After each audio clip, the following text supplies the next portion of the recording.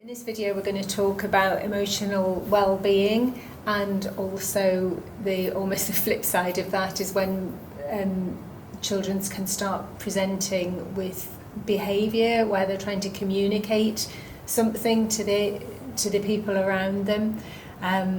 So how do you talk to families about emotional well-being in their children with autism? Yeah, so I think it's such a big topic, isn't it, in itself? So we could cover this in multiple sessions, I think. But what we talk about is that for a start off, we need to get rid of labels like naughty, disobedient, non-compliant. They're not helpful at all. Certainly not helpful for those children, and not helpful for the families, because they make families feel like rubbish, basically. So what we talk about is that, we use the iceberg kind of example. That at the tip of the iceberg, you can see all this stuff happening, which might be a child that is running away or a child that is throwing themselves on the floor. And we encourage parents to look at what's underneath that iceberg. So what is going on for that child? And often, most of the time, it isn't a child that's trying to get their own way or be a little bit of a tinker. It's often driven by the autistic profile, really, by maybe sensory difficulties going on. Is the environment too loud or too smelly or too many people around? Or it could be communication differences. So is the child able to communicate in a way that makes sense to them, and also do the people around them understand as well? Because remember, communication's a two-way thing, and we don't want to put the problem within the autistic child.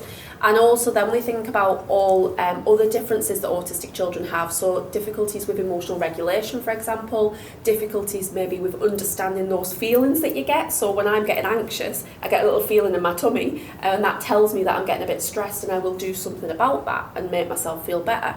And for many of our children, those signals can get mixed up or delayed, or they don't happen, and then you can see this kind of big outburst. So I think for me, it's always about unpicking it. What is going on for that individual? Let's drop the labels and let's work out actually how we can best support that child with that understanding of the child and understanding of autism. So you mentioned a phrase there that people will hear and is used a lot, emotional regulation. Yeah. And that's not something that people might know or understand. Do you want to explain that in really simple terms? Yeah, so emotional regulation is about, knowing how you're feeling, knowing when you're not feeling great, and knowing when you're not feeling when you're feeling rubbish, knowing when you're feeling happy. And kind of it's not a static process. You will go through emotional regulation throughout the day like this. 1 minute you might feel a bit dysregulated or a bit rubbish, and then you will do something to make yourself feel better and get yourself back on that kind of line. So for me, I might get really stressed because I get stuck in a traffic jam on the way home. So I'm getting stressed and I'm getting anxious, and I'm kind of coming down, and I'm feeling a little bit rubbish. And then when I get home from work, I might have a cup of tea, and that kind of brings me back. And what I'm doing in that situation, I'm regulating my emotions, and I can do that as an adult. But for many of our children, and of course autistic adults also, they might need support from other people or the environment to help them do that. Yeah, and a lot of the families I see will say themselves they can go from 0 to 100 in a split second. 1 minute they seem really calm, and then seemingly for no reason they're just super excited or happy or laughing, or the opposite can be quite tearful and distressed. Mm-hmm. And families will often say, there seems to be no trigger, and sometimes there isn't any identifiable trigger, but there is that big swing in emotion. Yeah. But actually, often when you look really, really closely and you get clever people like occupational therapists involved, sometimes the key for me is unpicking what's triggering it off. And it's like you were saying before, it's what's underneath the iceberg. It's not the tip, it's everything that's underneath. I think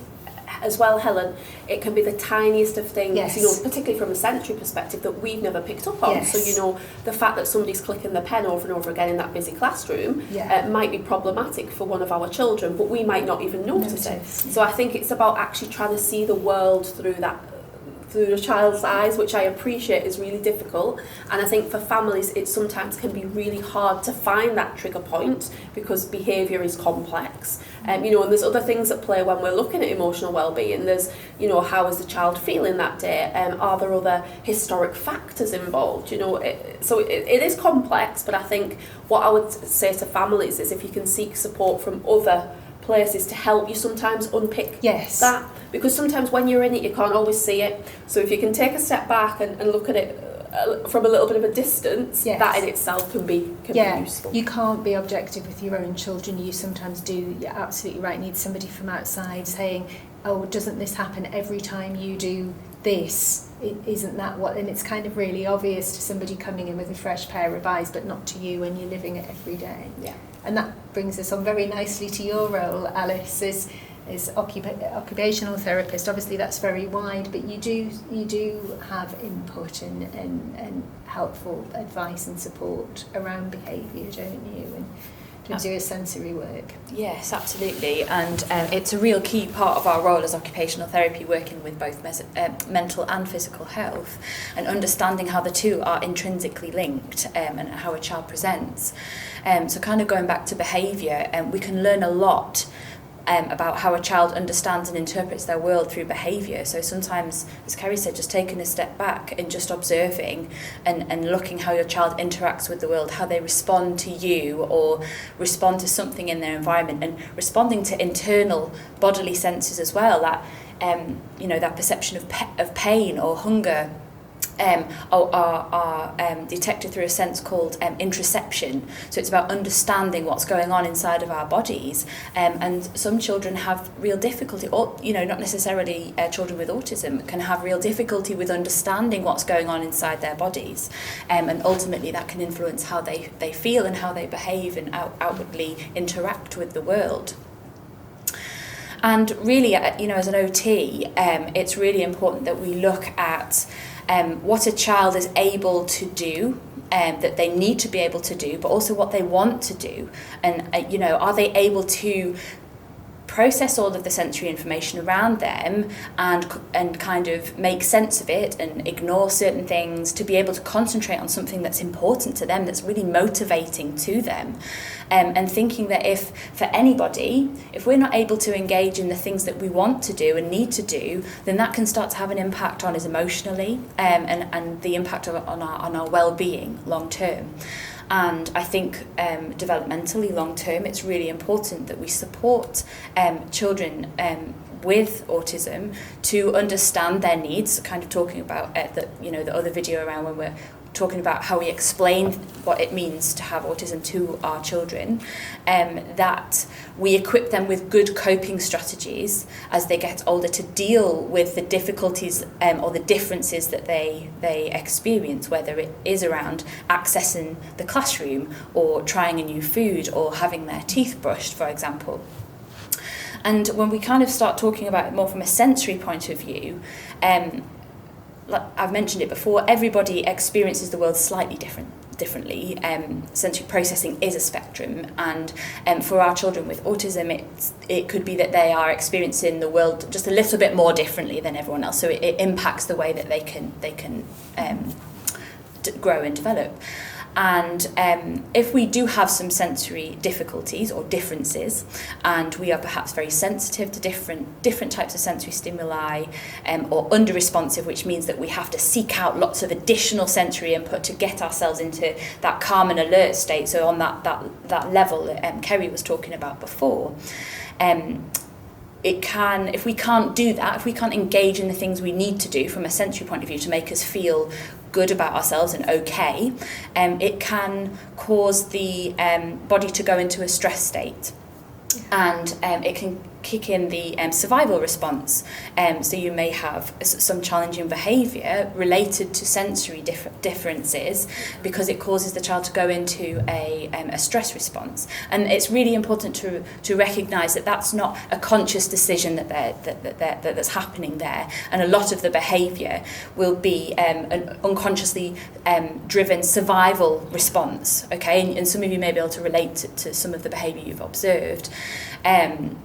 So again, as OTs, we we try to help with that and trying to recognise whether it could be sensory difficulties that are contributing to that, or perhaps it's elements of communication, and if we need input from other people.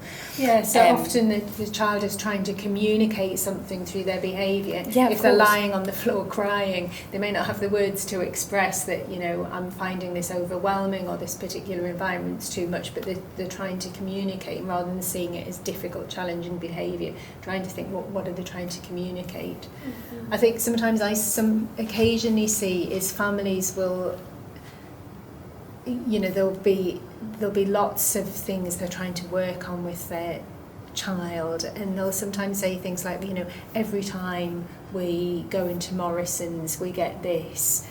And I think there are so many challenges that you're facing. It might be around sleep, it might be about trying to work on communication skills and things. I think you've always got to think about, is this another challenge I really need to take on? Is it very important?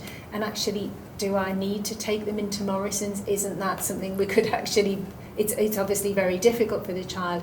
Is that perhaps something we could avoid and work on other things in their lives? And is it really necessary putting them through that distress? I think that's an important thing to say. There are other situations where actually you probably do have to do it. So if it's something maybe about the school run or something important in their life, then it's going to be harder to avoid, and it is then worth working on that with professionals and picking it, doing some reading, thinking, see if you can make it easier. So can you adapt the environment, can you change the routine, all the things you can do that will make it easier for the child so you don't see the behaviour, or is it really necessary to do it at all, like the trip to Morrison's? Can you change your life so somebody else could do it, or do it on another day?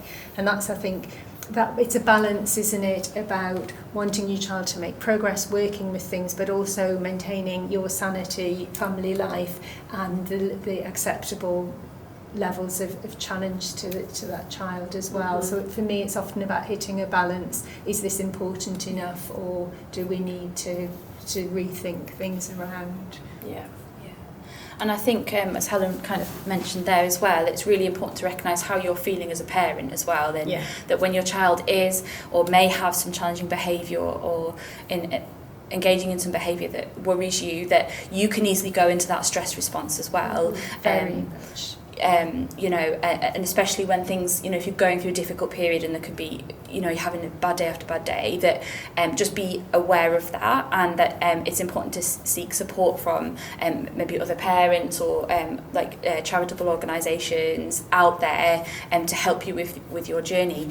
In OT and, within the area of supporting children with autism, we talk a lot about self-regulation for the child, but also for parents too.